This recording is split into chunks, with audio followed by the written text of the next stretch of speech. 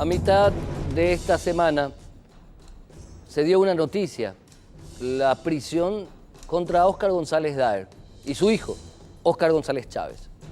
Pero paralelamente a esa noticia que conmovió al mundo político de nuestro país, se dio otra situación inmediatamente, cual fue un escrache, hasta un ataque verbal desarrollado por este grupo de personas que realizaron por más de 40 días estos movimientos de manifestación permanente contra una de las abogadas de Óscar González Daer, la doctora Sara Parquet de Ríos. Y más allá de todo el apoyo pertinente, primero a una mujer y segundo a una profesional del derecho, quiero hablar hoy de ese profesional del derecho, de ese abogado, de esa abogada. El abogado, la abogada, ese profesional, esa profesional del derecho, es un auxiliar de la justicia. Ni más ni menos. Auxiliar de la justicia. En sus manos está desarrollar el proceso que da a la lógica y al equilibrio jurídico. Porque al final de cuentas, el Estado de Derecho, basado en normas, leyes, constituciones, tratados internacionales, no es más que la aplicación de la lógica, aplicación de un formato, de una estructura que tiene un equilibrio. Y en ese equilibrio hay varios puntos que sostienen al mismo. Y si uno de esos puntos no se encuentra, no se da el equilibrio, por ende no se da la lógica y por ende no se da el Estado de Derecho. Y el ejercicio de la defensa es una garantía constitucional y es justamente uno de esos puntos que hace al equilibrio del Estado de Derecho. Mal, entonces, podemos reclamar por los delitos o crímenes de un particular a su abogado o a su abogada. Esto obviamente no quita de que nosotros, al ser auxiliares de la justicia, nosotros los abogados, tenemos la obligación de actuar como en cumplimiento de la justicia y las leyes. Porque, por más que uno sea abogado defensor, no puede violar la norma, no puede violar la ley como un medio que justifica un fin. Por ende, yo quiero puntualizar eso para aportar al debate. Los abogados, las abogadas, el profesional del derecho es un auxiliar de la justicia. Merece respeto, pero también tiene obligaciones. Y la primera de esas obligaciones es que justamente la ley sea aplicada en tiempo y en forma. Por ende, más allá del apoyo y del respeto a la doctora Sara Parquet de Ríos, abogada, madre, mujer, ante este ataque a su persona de manera particular, más allá de los elementos que se dieron en ese instante, en ese ataque, quiero sostener que todos los abogados de este país, quien ejerce el derecho, tiene la obligación de comportarse para que realmente la justicia, la ley, estén presentes en todo momento. Porque al final de cuentas, si esto no se da, es el Estado del Derecho que no existe. Y al no existir Estado de Derecho, no existe justicia, no existe equidad, no existe realmente nada. A la vuelta del corte, el primer tema del día.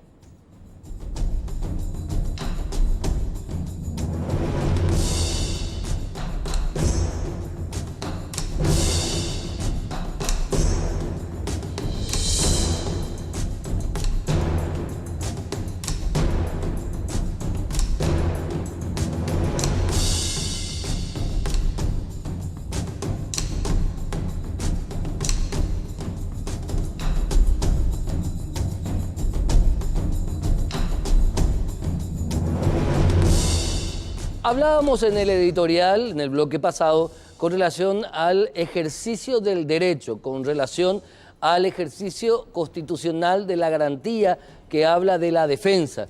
Y hablábamos que los abogados tenemos obviamente, derechos, pero también obligaciones en lo que hace a sostener como un punto más el equilibrio de la justicia en el país para que haya equidad en un Estado de Derecho. ¿Y por qué hablamos de eso? Porque penosamente, dentro del ejercicio del derecho, se habla de la utilización de mecanismos o de herramientas que pocas veces tienen que ver con la justicia realmente. ¿Y de qué hablamos? Hablamos de las chicanas judiciales. Hoy nos acompaña el doctor José Casañas Levy, a quien le agradecemos.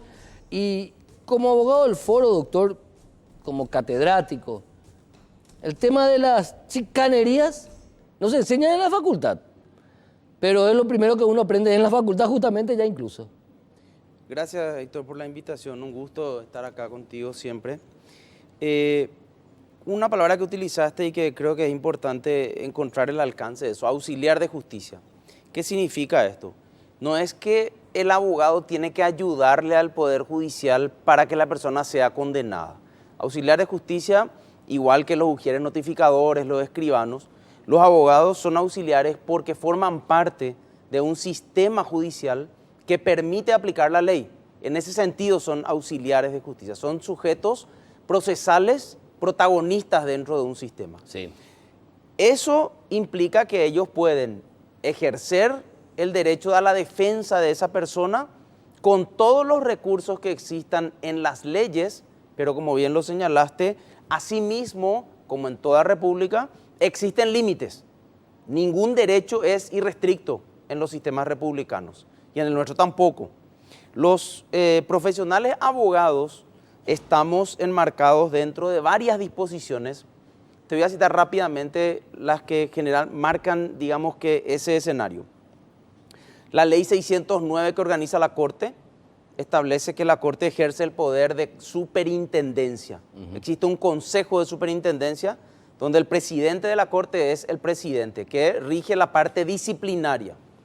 Al mismo tiempo, el Código Procesal Penal, en el ámbito penal, establece 3 artículos, del 112 al 114, el comportamiento del abogado, lo que se llama el ejercicio de buena fe, y también las consecuencias de ejercer de mala fe la profesión.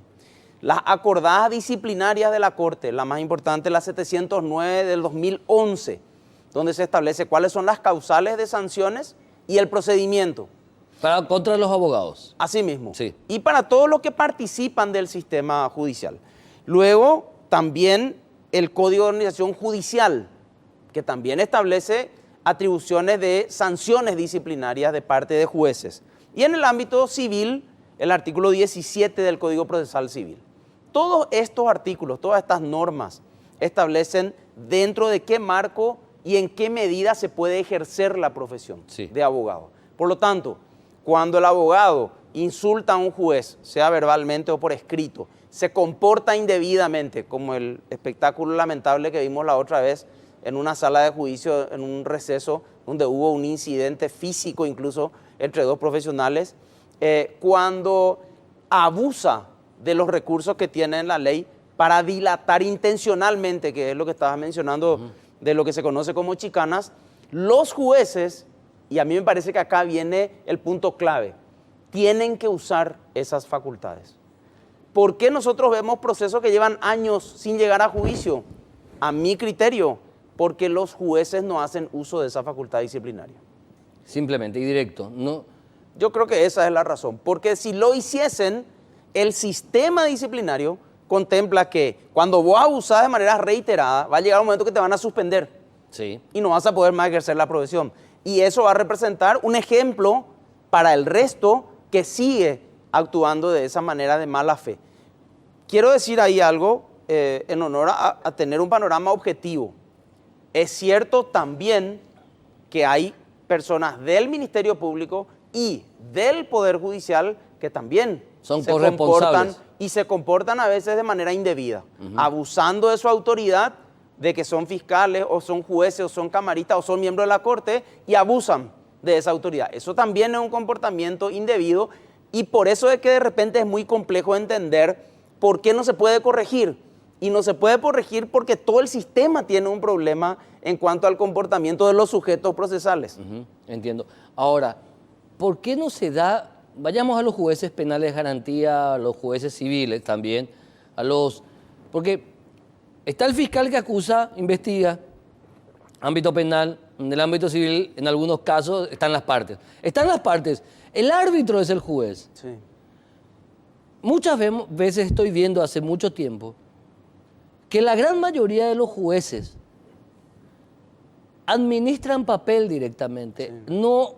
no aplican la ley. No sé si me explico. Sí. En la tramitación de las causas, son tramitadores de papel, no dirigen realmente al expediente. No sancionan si tienen que sancionar, sí. No advierten si tienen que advertir, no elevan si tienen que elevar. O sea, miran ellos, los jueces penales de garantía, muchos de ellos, lo que dice el Ministerio Público nomás es verdad. Lo que dice la Fiscalía nomás es verdad. Aceptan por presión mediática muchas veces cualquier tipo de barrabasada por parte del Ministerio Público, porque es así. Sí. Y después de unos años, ese caso muere, porque en el tribunal de sentencia o en la Cámara le dicen, pella, po, ahí de fiscal, doy código, pea. No oí la prueba. Claro. ¿Verdad? ¿Qué pasa? Hay un problema que es muy notorio. Vos cubriste por años el Poder Judicial.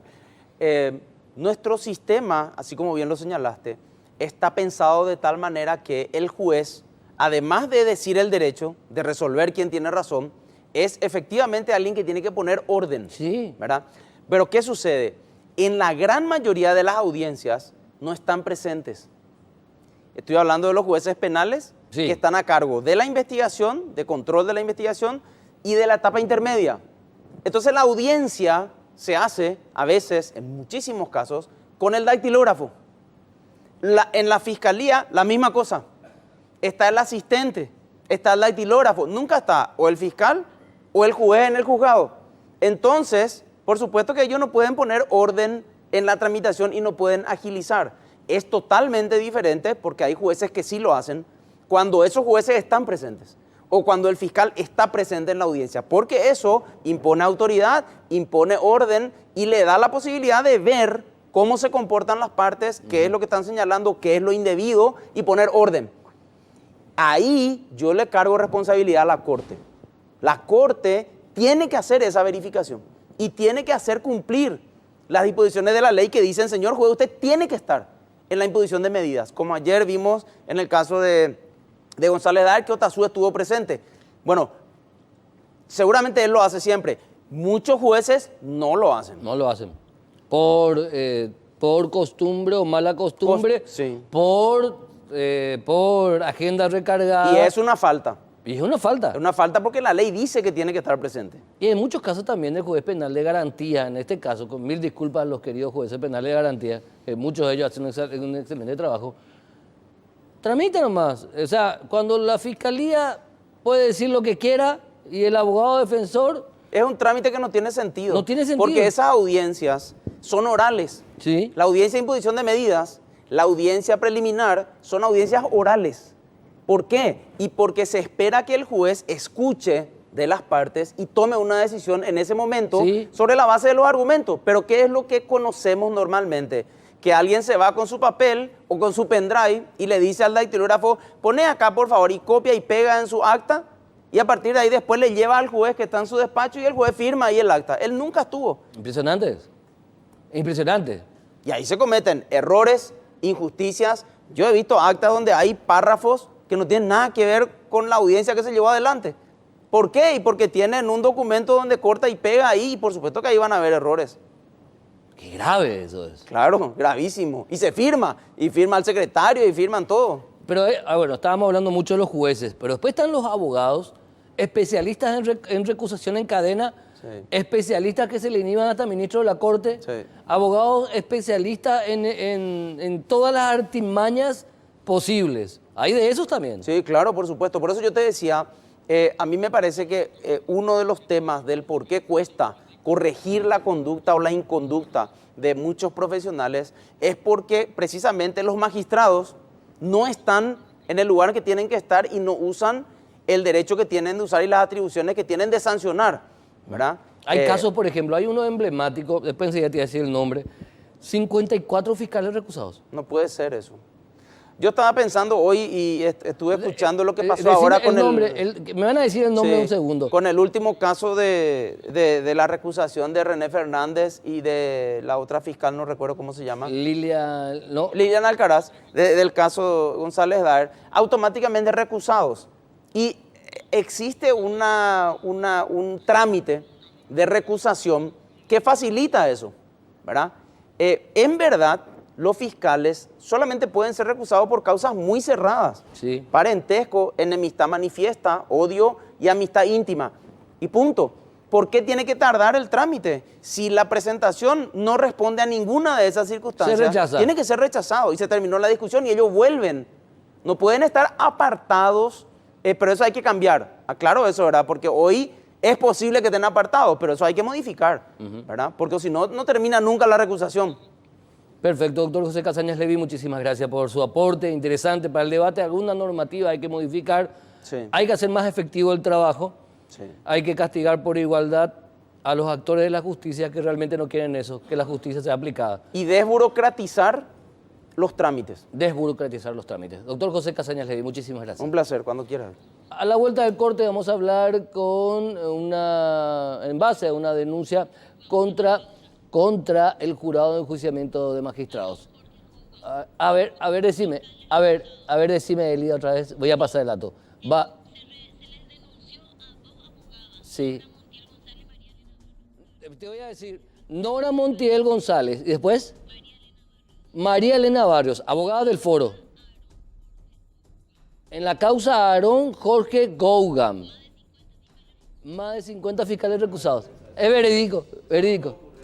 Es inconcebible, ¿verdad? 54 fiscales contra... Claro, pero ¿por qué pasa eso? Porque la autoridad que tiene que tomar medidas disciplinarias no las toma, por eso ocurre. 54 fiscales recusados.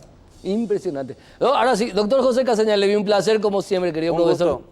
Después hablamos de lo que está haciendo en educación. Vamos a ver. Bueno. A la vuelta del corte, una denuncia contra el jurado de enjuiciamiento de magistrados por un aparente mal procedimiento en un proceso que derivó en la destitución de 2 magistradas de Ciudad del Este. A la vuelta del corte.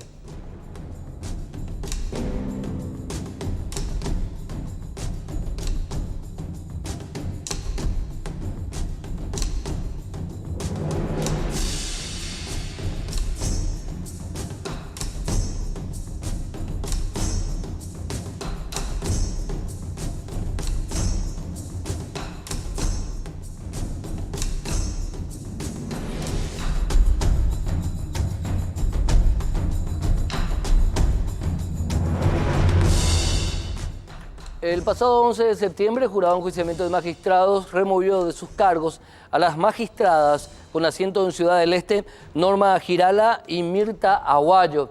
Ambas fueron llevadas ante el jurado de enjuiciamiento de magistrados en la tramitación de un caso, pero aparentemente se habría violado en estos 2 expedientes la propia estructura orgánica y jurídica y procesal del jurado de enjuiciamiento de magistrados. Doctora Norma Girala, gracias por estar con nosotros, señora. Bienvenida. Buenas noches, gracias a usted. Doctora, ustedes están reclamando, incluso plantearon una acción jurídica ya contra la decisión del jurado de enjuiciamiento de magistrados que las dejó sin cargo a ambas. Sí, realmente juntamente con mi compañera Mirta Aguayo hemos sido enjuiciadas en un procedimiento totalmente violatorio, como usted ya anticipará, de todas las garantías procesales, de todo el debido proceso por parte del jurado de enjuiciamiento de magistrados. Hemos sido removidas con posterioridad y de hecho hemos accionado en diferentes frentes. Por un lado, habíamos planteado varias cuestiones ante el mismo jurado que en 24 horas ya fueron resueltas por ellos, incluso recusaciones que fueron resueltas por ellos mismos. También planteamos acción de inconstitucionalidad alegando un montón de justamente violaciones de garantías procesales y a la vez, habida cuenta, una documentación o una resolución que emana del mismo jurado de enjuiciamiento de magistrado que está con ciertas irregularidades, por así decirlo. Habíamos realizado una denuncia ante el Ministerio Público por la producción mediata de documentos públicos de contenido falso. Contame esa última parte. ¿Por qué ustedes están diciendo en esta causa penal de que se han falsificado documentos del jurado de enjuiciamiento de magistrados dentro del expediente contra ambas. Exactamente, si se trata de una resolución, traje acá, es una resolución de fecha 10 de octubre del 2017. En aquella oportunidad, en esa sesión presidida por el aquel entonces presidente Óscar González Daer, siendo también integrante Jorge Oviedo Mato, se había resuelto el enjuiciamiento de los miembros del tribunal del cual soy también era miembro, ¿verdad? Este aquí que, como ya dije, tiene fecha 10 de octubre del año 2017.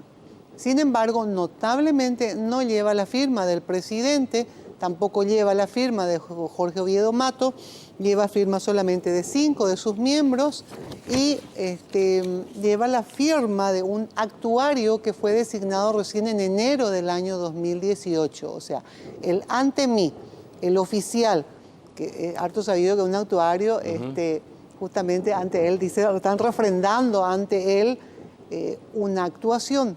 Pero ¿cómo van a refrendar una actuación de fecha 10 de octubre del año 2017, cuanto que él fue designado recién como actuario en enero del año 2018? Ahí se dio la falsificación. Sí. ¿Con qué objetivo fue esa falsificación, según ustedes sostienen en la denuncia penal?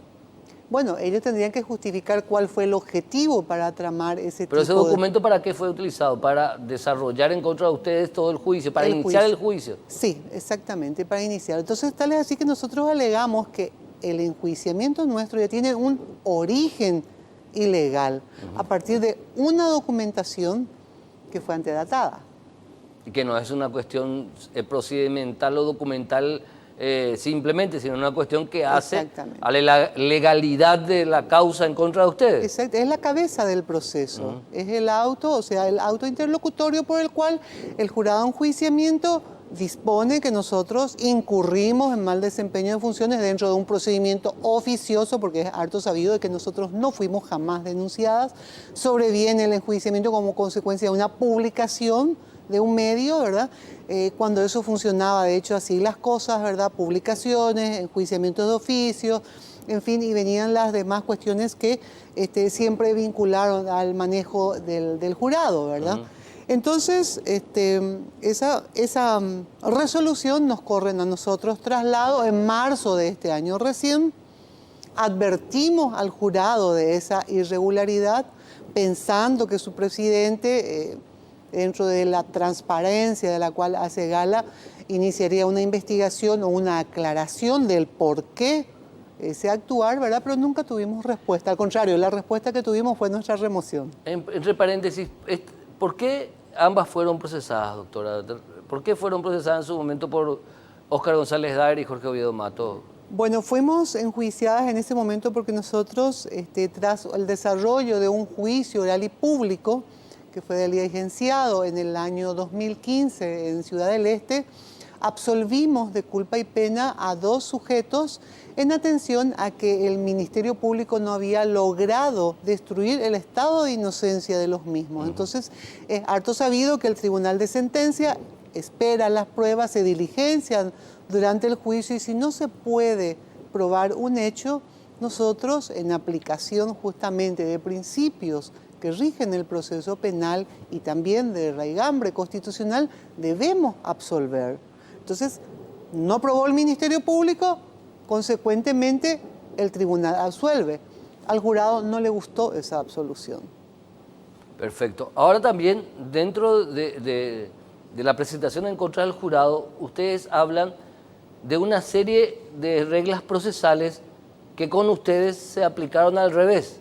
Sí, ¿Me puedes detallar, por favor? Sí, bueno, realmente fueron desde el inicio, como ya dije, un procedimiento oficioso donde se tenía que designar a una acusadora, ¿verdad? ¿Cómo es el sistema? ¿Cómo es el sistema según la ley? Según la ley del jurado se designa una acusadora. Primero se abre la carpeta.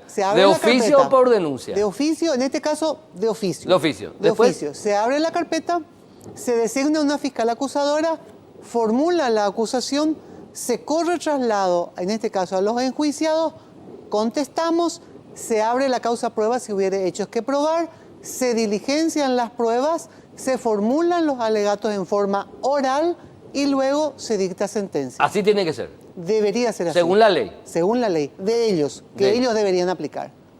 ¿Y cómo se aplicó en el caso de ustedes? Bueno, en el caso de nosotros fue totalmente diferente. A ver. Empieza con un auto interlocutorio que nos corre en traslado. O sea, el jurado nos corre traslado de nuestro enjuiciamiento erigiéndose ellos como acusadores. Y cuando tiene que ser una fiscal. Exactamente. Porque si no van a ser jueces y partes. Exactamente. Ah, ¿y después? Después designan a una fiscal que presentan otra acusación. Que por cierto, yo fui acusada, pero mi compañera ya no fue acusada en esa acusación del Ministerio Público. O sea, Mirta Aguayo no tiene acusación ahí, pero yo sí. ¿Y ambas eran parte del mismo tribunal? El mismo tribunal. Pero sin embargo, no nos corrió traslado el jurado en enjuiciamiento. Ahí ya tenemos una doble acusación. De una nos corrió un traslado, de la otra no. Con posterioridad ofrecimos pruebas. ¿Usted se imagina que ofrecimos como prueba el video de la filmación completa del juicio oral y público? Porque nada teníamos que ocultar. Bastaba con que ellos vean ese video, analicen y valoren ese video para darse cuenta que valoramos todas las pruebas y de que no había otra vía más que absolver. No se destruyó el estado de inocencia de esos, En ese juicio. de esos dos personajes. Sí. El jurado jamás valoró esas pruebas. Es más, jamás valoró ninguna de las pruebas que ofrecimos. De descargo ninguna. Ninguna, ni de cargo. Porque usted fíjese que la fiscal Raquel Fernández comparece como testigo, ¿verdad?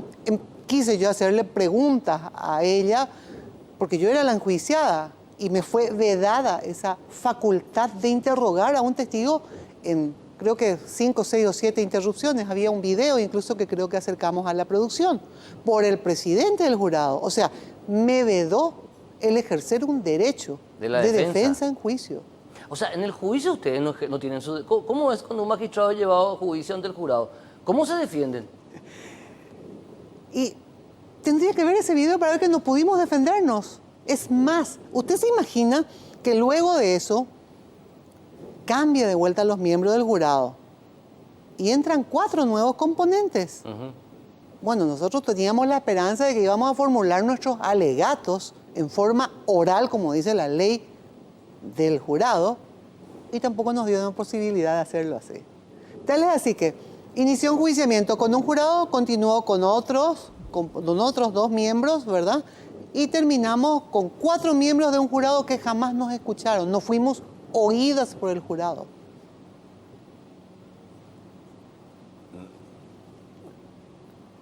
¿Qué se hace ante esto?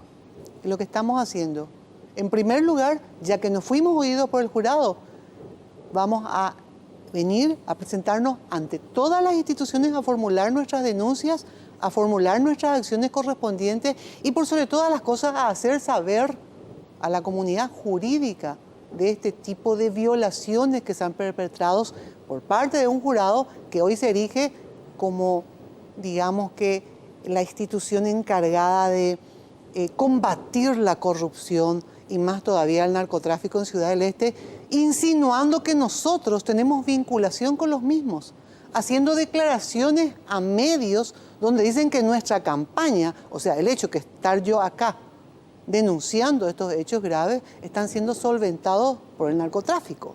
A la gran 7. Sí. A la gran 7. Bueno, a mí al menos no quiero que... No me llegó, eso es grave. Quiere decir que los medios de comunicación somos corresponsables. Sí. No, pues. No, Así pues. mismo. Esa clase de acusaciones son... Y no, pues. están en los mismos medios, tal es así que también vamos a ejercer ciertos derechos también porque está dañando nuestra reputación, nuestro buen nombre y por sobre todas las cosas mancillando nuestro honor.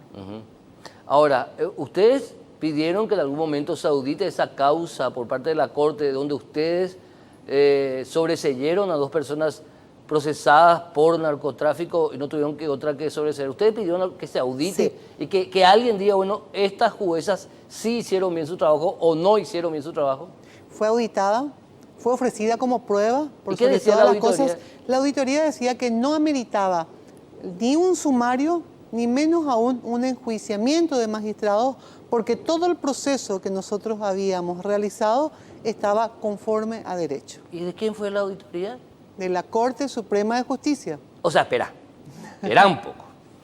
La Corte Suprema de Justicia audita, porque queda mal, queda pesado que dos tipos vinculados al narcotráfico, narcotraficantes, sean sobreseídos. La Corte Suprema de Justicia audita tu voto y el voto de Mirta Aguayo. El expediente El expediente completo. Sí. Y dice finalmente, como Corte Suprema de Justicia, que ejercemos la superintendencia de todos los magistrados del país, estas dos señoras no metieron la pata. Estas dos señoras actuaron conforme a derecho. Sí. Eso dijo la Corte Suprema de Justicia. Eso dijo la Corte y presentamos como prueba ante el jurado enjuiciamiento de magistrado, como así también nuestro legajo impecable, que jamás tuvimos ninguna denuncia. Y el jurado lo mismo, para afuera. Así lo decidió. En un procedimiento inquisitivo que es el que pretende hoy que realicen, yo ya estoy afuera, ¿verdad? Todos los jueces de sentencia de la República que tienen que condenar.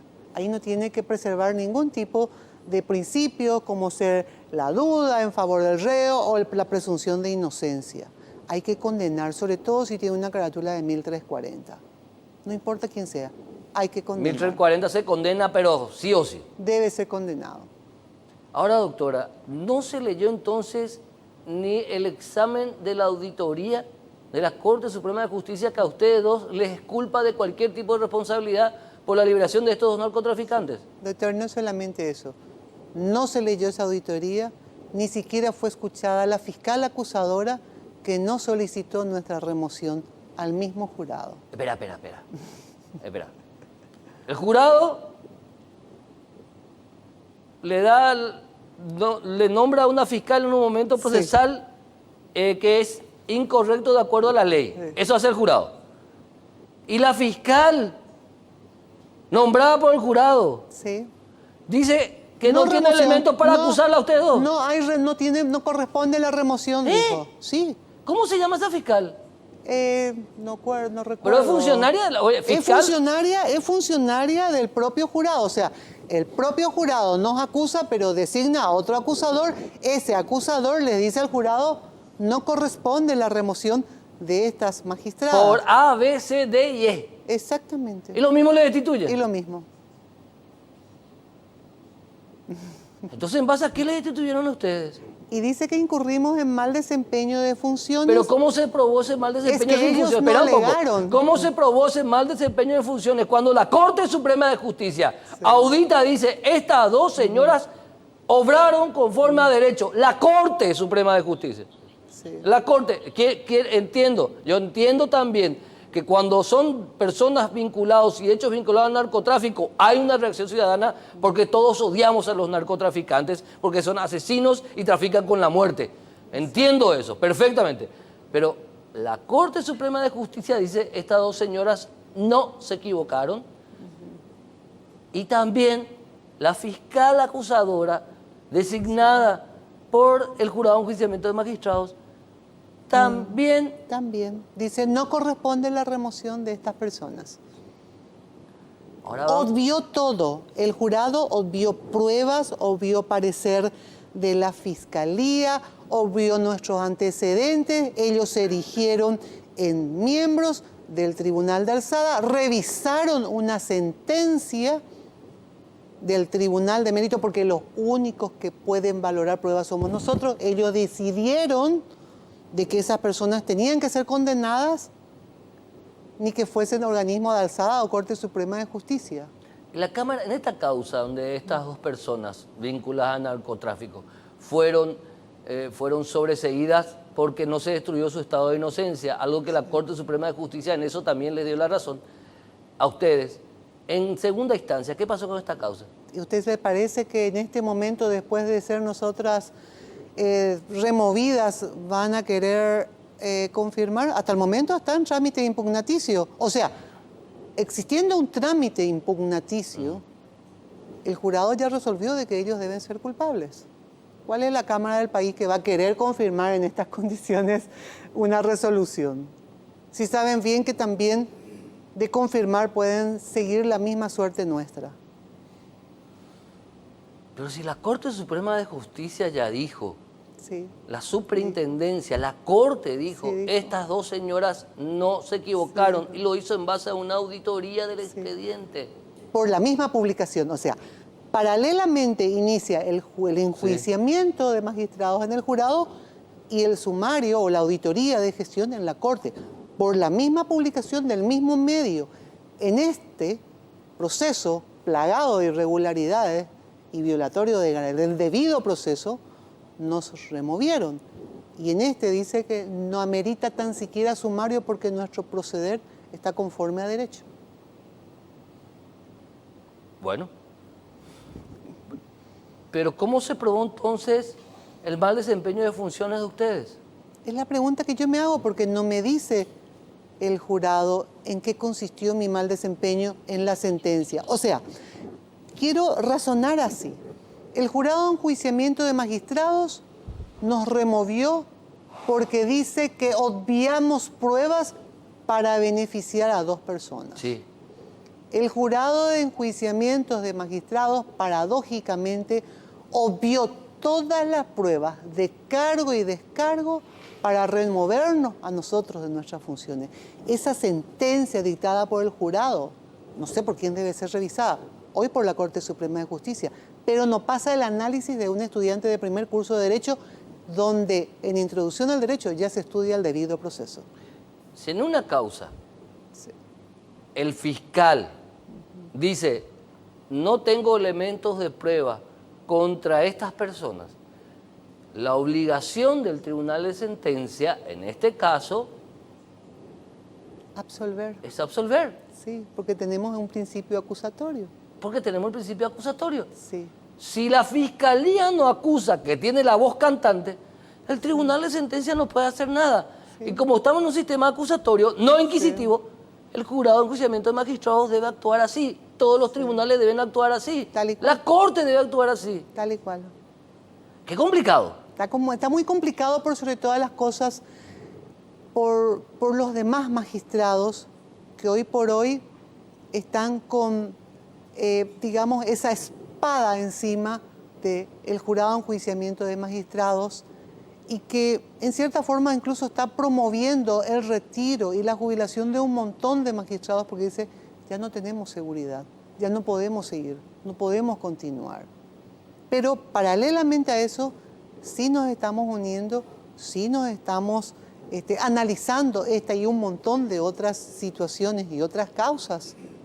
Y vamos a ir contra el jurado de enjuiciamiento de magistrados, porque no podemos como magistrados permitir por los mismos justiciables de que esto ocurra. ¿Qué pasaría si usted le toca hacer o estar en una escena de un crimen circunstancialmente? Porque me dice el jurado, yo tengo que condenarle a usted obviando las pruebas. Eso es perverso. Eso es un sistema perverso que no se admite dentro de nuestro sistema republicano o democrático. Yo me quiero ir y comenzar todo esto con la auditoría de la Corte Suprema de Justicia, Le voy a dejar una copia, que auditó todo el expediente. todo el expediente. Y ellos, que son superintendentes de ustedes, Sí. les dijo a todo el Sí. mundo, estas señoras obraron conforme a derecho. Sí. Es más, auditó la labor del Ministerio Público. Usted no se olvide que también hay una Sí. jueza, perdón, una fiscal suspendida porque pidió el sobreseimiento definitivo de estos mismos que luego nosotros terminamos Perfecto. absolviendo. Doctora Norma Girala, muchísimas gracias. Gracias a usted, muy Obviamente en el amable. próximo programa lo quiero tener al presidente del Jurado de Enjuiciamiento de Magistrados. Vamos a hablar de este tema. Hay que debatir, a mí me encanta debatir. Pero, no sé. En este país se debe condenar con pruebas también. Estamos ante un sistema acusatorio, no inquisitivo. A la vuelta al corte, un tema muy interesante, un programa que yo acompañé y quise mucho y quiero mucho, incluso todavía hasta ahora. El programa de facilitadores judiciales ha cumplido 10 años, realmente un programa ejemplo, llevado a cabo desde la Corte Suprema de Justicia. A la vuelta al corte.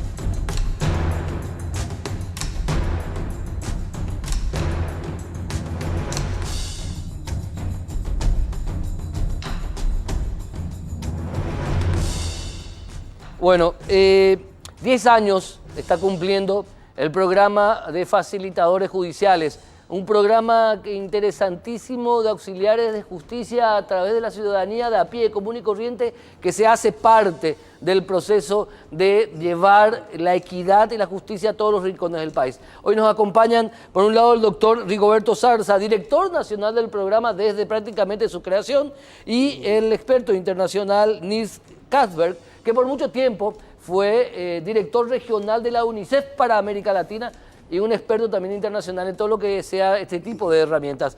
Rigoberto, gracias por estar con nosotros, querido, bienvenido. Pero agradecidos nosotros por el espacio y en primer lugar la oportunidad de venir a celebrar contigo porque fuiste pionero en la instalación con nosotros de este programa emblemático que constituye hoy día buque insignia del Poder Judicial. 10 años de un programa que nació chiquitito y ahora está cubriendo toda la República, prácticamente tenemos una cobertura país en aproximadamente 225 municipios de los 255 que existen en el país, con más de 3.000 líderes comunitarios, 46% de mujeres, casi 200 líderes indígenas y aproximadamente 700 chicos trabajando como facilitadores judiciales estudiantiles. La otra cara de la moneda, la que instala la cultura de la paz y la cultura de la legalidad, no la que hemos escuchado anteriormente del conflicto, de la necesidad de desburocratizar los trámites, no la del conflicto, de la riña, del litigio, sino la instalación de la cultura de la paz a través del diálogo, de la mano de facilitadores judiciales que son líderes comunitarios, voluntarios, con servicio gratuito a su comunidad en acceso a justicia. Perfecto. Nils, discúlpame que te tutee. Claro, por supuesto. Discúlpame. Nils, todo el mundo me conoce por Mucho eso. tiempo trabajando en esta región del mundo. Vos sos sueco, ¿verdad? Experto de la UNICEF. Para vos, este tipo de programas, ¿qué significan desde el discurso de la paz, el discurso de la equidad, de la igualdad, Nils? Bueno, cualquier sociedad necesita seguridad, necesita paz, tranquilidad.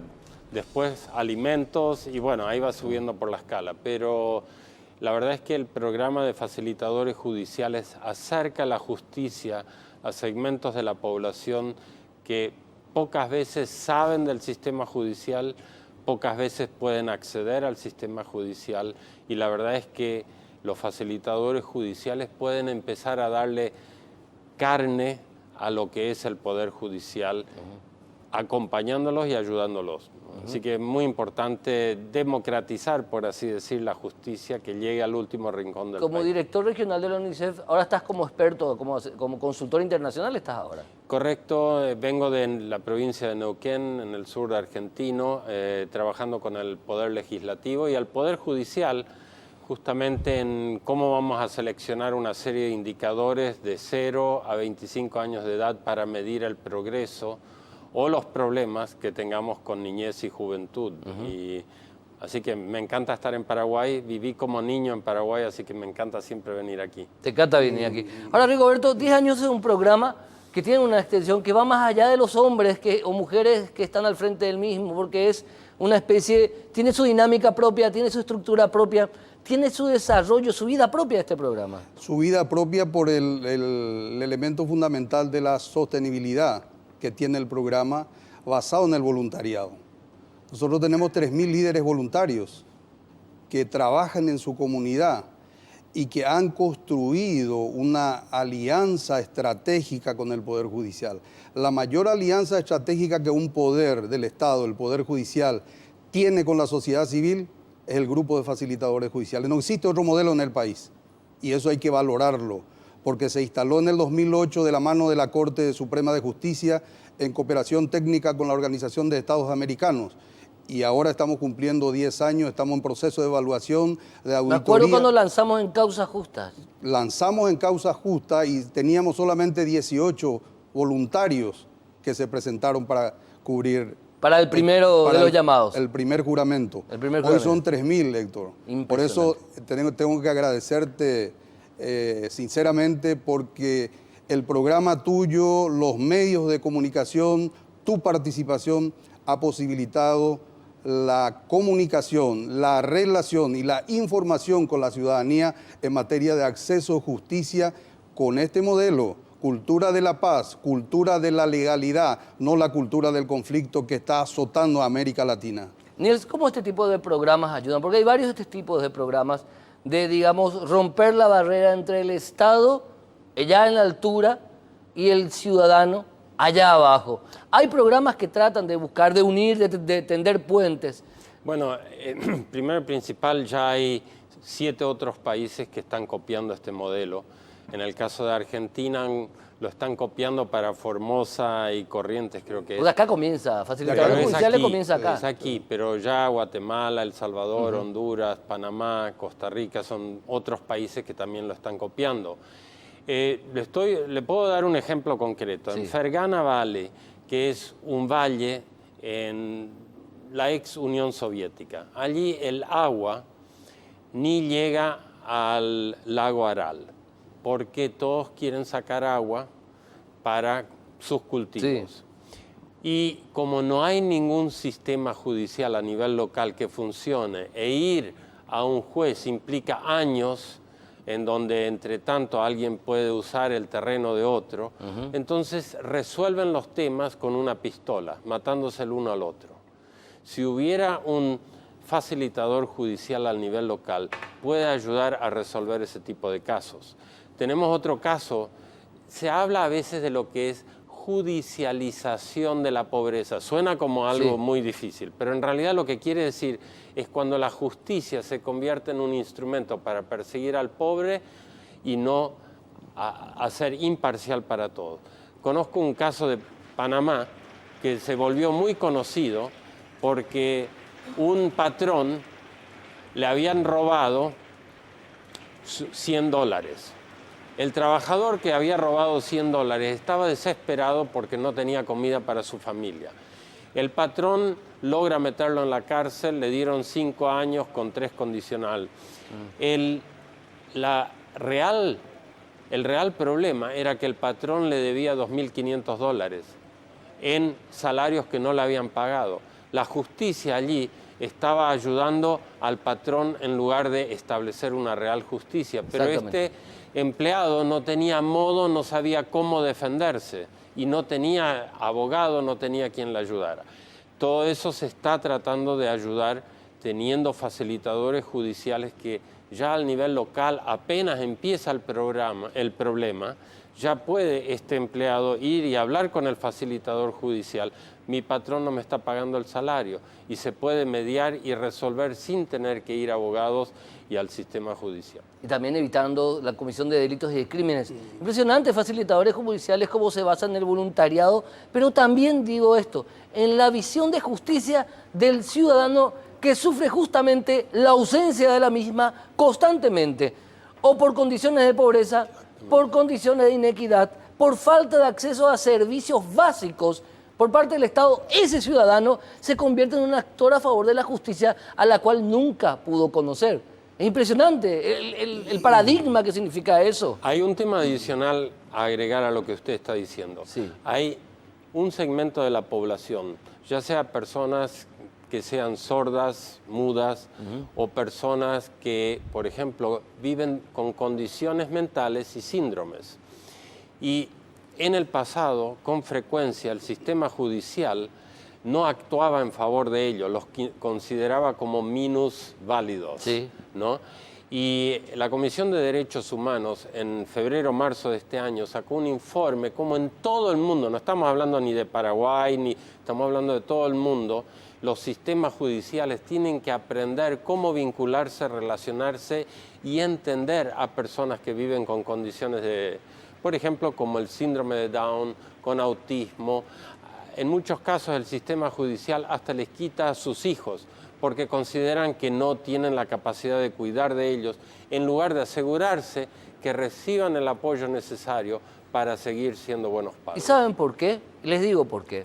Porque el Poder Judicial, como ente que debe llevar el equilibrio y la paz social, de un tiempo a esta parte, y no solamente en Sudamérica, sino en muchos países en Europa, en los Estados Unidos casi no, pero también se da en algunos estados, El Poder Judicial se ha convertido en un administrador de males menores. No se ha convertido en, no es ni mucho menos la representación de la igualdad, sino simplemente la aplicación de la norma de manera burocrática. Se ha burocratizado la justicia en nuestro mundo y se ha olvidado de la función de traer paz. Por eso está pasando lo que pasa. Y por eso es tan importante programas como el que estás dirigiendo a nivel nacional ya hace casi 10 años, Rigoberto. La crisis de paradigma está presente en América Latina. La crisis de los poderes judiciales. 30% de la población de América Latina, en Latinobarómetro, creen en sus poderes judiciales. 70% no creen. No creen en la justicia. Los poderes judiciales. Entonces hay que replantearse, reformularse, y para nosotros es muy importante este proceso de reforma que estamos teniendo en el país, que no pasa por la reforma de la Corte. La reforma del sistema judicial es vital, y en esa reforma del sistema judicial meridianamente pasa por instalar políticas públicas de acceso a justicia, donde el objetivo central tiene que ser fortalecer las bases por donde entran los sectores vulnerables.